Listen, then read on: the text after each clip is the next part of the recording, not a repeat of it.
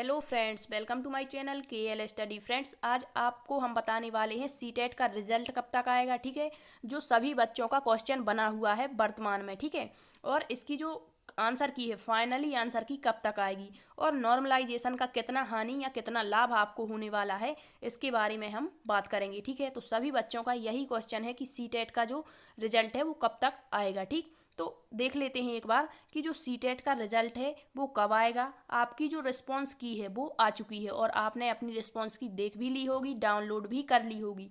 इसके बारे में, डाउनलोड करने के बारे में हमने आपको बताया था कि किस तरह से आप अपनी रिस्पांस की जो है वो सीटेट की ऑफिशियल वेबसाइट से डाउनलोड कर सकते हैं। एक बार हम आपको फिर से बताते हैं कि जो रिस्पांस की है वो कैसे डाउनलोड करनी है। तो सबसे पहले आपको जाना है, किसी भी ब्राउज़र को आप ओपन कीजिएगा और उसमें सीटेट की ऑफिशियल वेबसाइट पर जाइएगा। ठीक है, और वहाँ पर आपको नीचे एक नोटिफिकेशंस दिखेगा जो अभी आया हुआ है कि जो आपकी रिस्पांस की है वो आ चुकी है।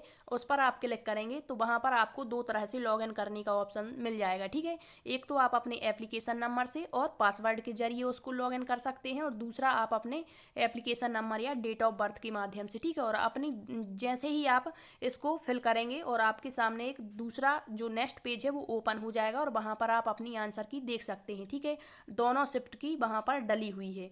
फिर इसको आप PDF के रूप में डाउनलोड भी कर सकते हैं। ठीक है, अब सभी बच्चों का क्वेश्चन ए है कि रिस्पांस की तो आ चुकी है, फाइनली जो आंसर की है वो कब आएगी। तो सभी को पता है कि जो सीटेट के एग्जाम्स हैं वो हमारे 16 दिसंबर से हुए थे। ठीक है, और किसी कारणवश से जो है वो पोस्टपोन भी हुए थे। 16 दिसंबर की जो सेकेंड शिफ्ट थी और 17 वाला। ठीक है, तो ये करा दिए गए हैं कब, 21 जनवरी तक हमारे टेस्ट कंप्लीट हो चुके हैं। ठीक है, तो सभी को पता है कि जो सीटेट की जो ऑफिशियल वेबसाइट है वहाँ पर आंसर की के बारे में भी आपको बता दिया जाएगा। मतलब आपने जो ईमेल आईडी दी है वहाँ पर आपको मेल आएगा कि आपकी जो फाइनली आंसर की है वो आ चुकी है। ठीक है, तो इसको लगता है कम से कम 10 से 12 दिन। किसको?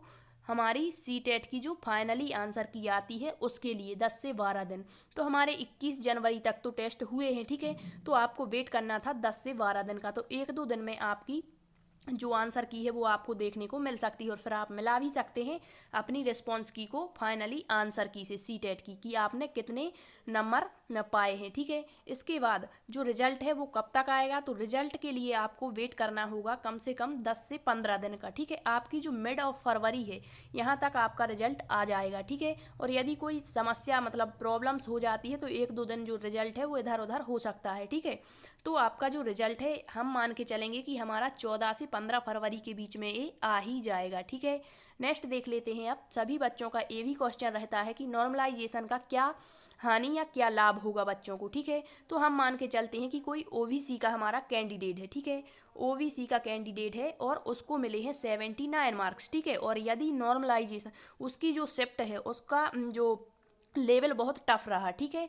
तो उसका क्या होगा, नॉर्मलाइजेशन में यदि एक भी मार्क्स बढ़ जाता है तो उसके कितने हो जाएंगे, 80 मार्क्स, और वह क्वालिफाई माना जाएगा। ठीक है, तो ये तो हुआ क्या, नॉर्मलाइजेशन का लाभ। जो मतलब जो भी शिफ्ट जो है वो टफ आई है तो उसका लाभ हो गया। ठीक है, यहाँ पर उसका मार्क्स बढ़ गया, एक भी बढ़ सकता है, दो भी बढ़ सकता है, ठीक, तीन भी बढ़ सकता है। नेक्स्ट देख लेते हैं, यदि कोई OBC का ही कैंडिडेट है, ठीक है, और उसको मिले हैं 81 मार्क्स। ठीक है, तो वो तो क्वालिफाई है। और यदि उसकी शिफ्ट जो है वो बहुत ही ईजी रही और इजी होने के कारण उसके यदि 2 मार्क्स घट जाते हैं नॉर्मलाइजेशन में तो उसके बचेंगे 79 मार्क्स और वो डिस्क्वालीफाई हो जाएगा। तो यहाँ पर होने वाला है क्या, उसको हानि होगी नॉर्मलाइजेशन से। तो ये प्रोसेस जो है इसी तरह से होती है कि जो भी शिफ्ट टफ आई है वहाँ पर तो मार्क्स बढ़ जाते हैं और जो जो भी शिफ्ट जो थोड़ी सी इजी रहती है, मॉडरेट कर सकते हैं हम, तो वहाँ पर क्या होता है, इसके मार्क्स जो हैं वो एक दो नंबर कम हो जाते हैं। तो जो मतलब लेवल पर ही है, मतलब लेवल मान के चलें कि इतने में क्वालिफाई होते हैं और यदि यहीं तक आपको नंबर मिले हैं